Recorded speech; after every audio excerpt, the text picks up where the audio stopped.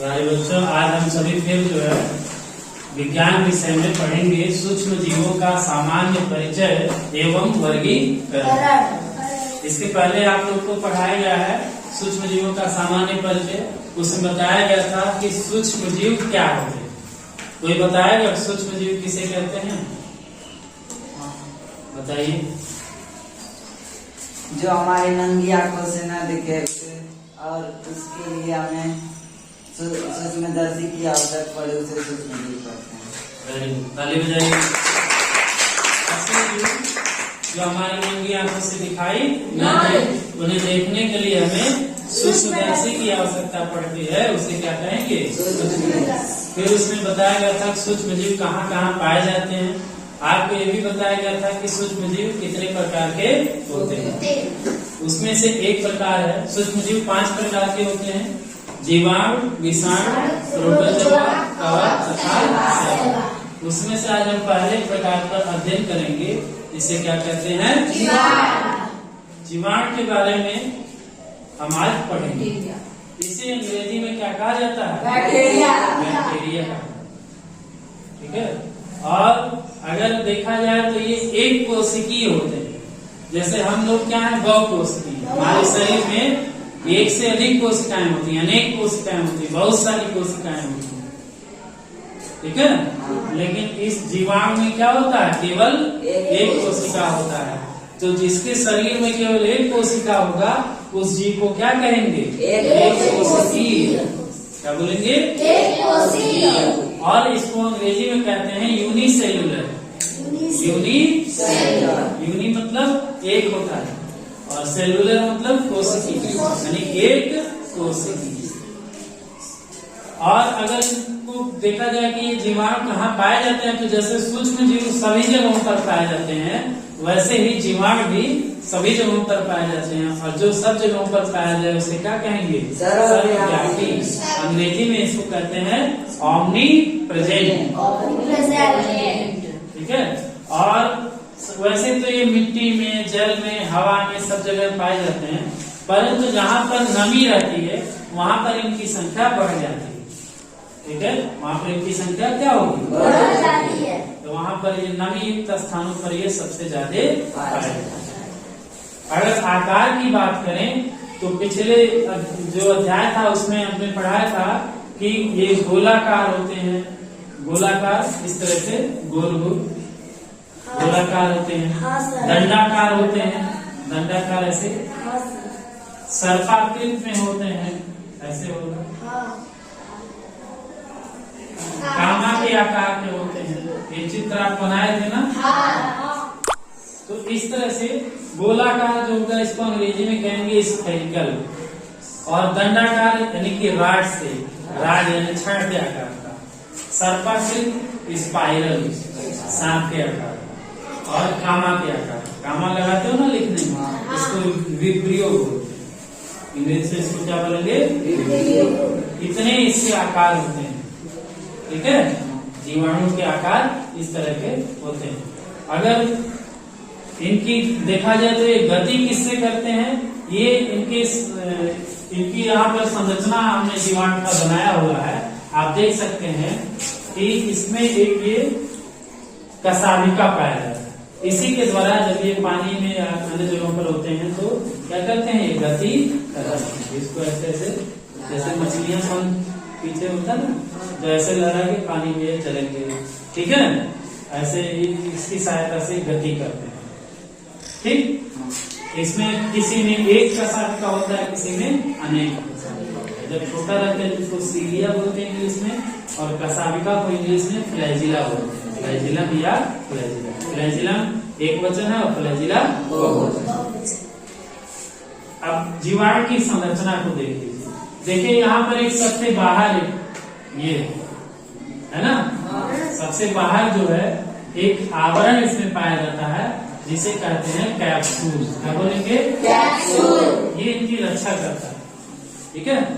एक दृढ़ संरचना होती है जिसे कैप्सूल होते हैं, इनकी रक्षा। उसके अंदर एक भित्ति यानी दीवार टाइप की होती है जिसे कहते हैं कोशिका भित्ति। ठीक है। ये पौधों में भी पाई जाती है। कोशिका भित्ति किसमें पाई जाती है? जंतुओं में पाई नहीं जाती। और फिर इसके अंदर आएंगे तो यहाँ पर एक झिल्ली नुमा संरचना होती है जिसमें कि ये सारा मटेरियल पैक रहता है, उसको बोलते हैं कोशिका झिल्ली। इसी में सारे मटेरियल इसमें पैक रहता है। और ये जो आप देख रहे हो ये किसी चीज में तैर रहा है, वो ये चीज है जो खाली खाली है, वो सब पूरा ये क्या है? कोशिका द्रव्य है। क्या है? कोशिका द्रव्य है ना। उसी में ये सारा मटेरियल तैर रहा है। अब ये छोटे छोटे पदार्थ हैं क्या? इसमें देखोगे तो ये आनुवंशिक पदार्थ है इसका, जैसे डीएनए वगैरह। ये क्या है इसका? आनुवंशिक पदार्थ। और आनुवंशिक पदार्थ बिखरा हुआ है, तो कुछ यहाँ पर है और कुछ यहाँ पर। अन्य जो कोशिकाएं होती हैं उसमें आनुवंशिक पदार्थ एक झिल्ली में कैद रहता है जिसको केंद्रक झिल्ली कहते हैं। यहाँ बिखरा हुआ है ना। तो इसमें कह सकते हैं कि ये केंद्र में नहीं है, तो हम कह सकते हैं कि जीवाणुओं में केंद्रक नहीं पाया जाता। जीवाणुओं में केंद्रक नहीं पाया जाता। और जिस प्रकार की कोशिका में केंद्रक नहीं पाया जाता है उसे प्रोकैरियोटिक कोशिका कहेंगे। क्या बोलेंगे? प्रोकैरियोटिक कोशिका। जिस कोशिका में केंद्रक नहीं पाया जाएगा उसे क्या कहेंगे? प्रोकैरियोटिक। इसमें राइबोसोम्स पाया जाएगा। ये सब देखिए राइबोसोम्स, ठीक है। और जो ये भोजन करते हैं उसको इकट्ठा कर यहाँ पर करते हैं, उसको कहते हैं संचित भोजन। इसमें प्रकाश संश्लेषण थैलियां भी पाई जाती हैं कुछ जीवाणुओं में, जैसे साइनोबैक्टीरिया होगा या नीले हरे शैवाल वाले बैक्टीरिया हुए, उसमें प्रकाश संश्लेषण थैली भी पाई जाती है जिसके द्वारा ये अपना भोजन स्वयं बनाते हैं। और जो जीव अपना भोजन स्वयं बनाते हैं उसे कहते हैं स्वपोषी। क्या बोलेंगे? जो अपना जीव भोजन स्वयं बनाए, ठीक है, उसे क्या बोलेंगे? स्वपोषी। जैसे पेड़ पौधे हैं ये अपना भोजन स्वयं बनाते हैं, इनमें प्रकाश संश्लेषण की क्रिया पाई जाती है, इसलिए इसको क्या कहेंगे? स्वपोषी। हम अपना भोजन के लिए इन्हीं पेड़ पौधों पर निर्भर रहते हैं। अगर पेड़ पौधे न रहे तो हमको भोजन मिलेगा? नहीं मिलेगा। तो हम इस पर निर्भर हैं, इसलिए हम स्वपोषी नहीं है। हम क्या है? परपोषी। हम दूसरे पर निर्भर है।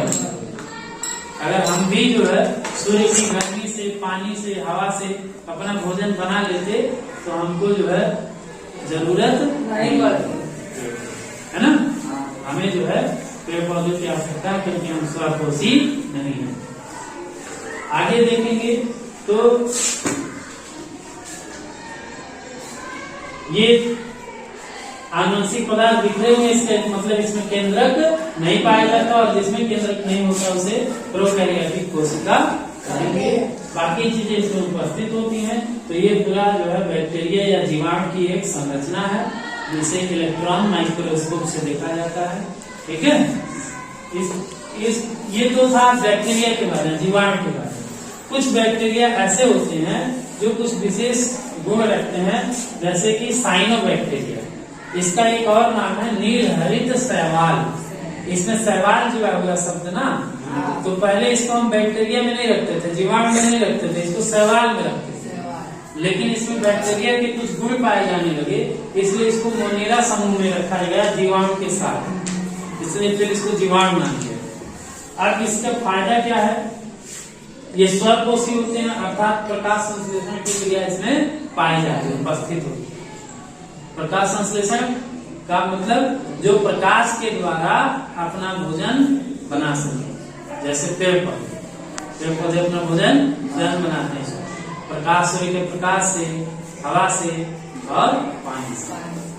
इन तीन चीजों से अपना भोजन स्वयं बनाते हैं, तो इस क्रिया को प्रकाश संश्लेषण कहते हैं। और जो जिसमें प्रकाश संश्लेषण पाया जाएगा उसे क्या कहेंगे?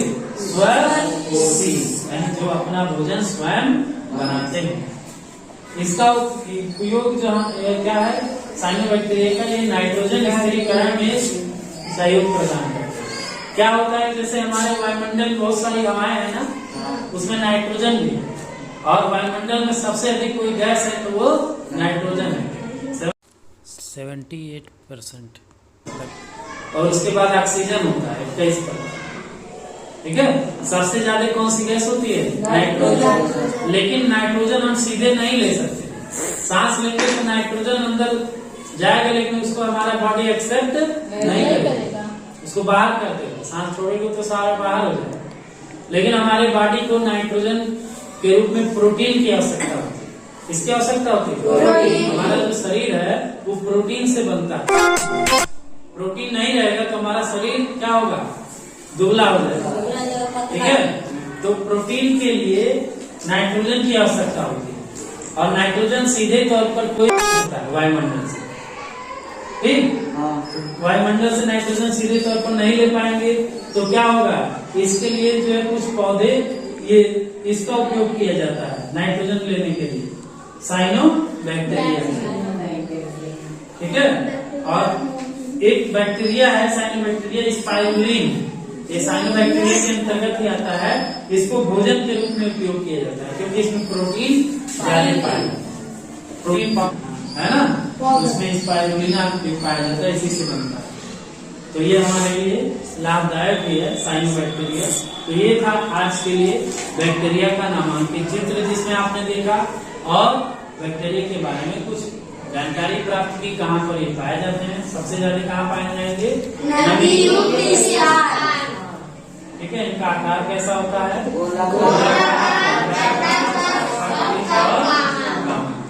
गति किससे करते हैं?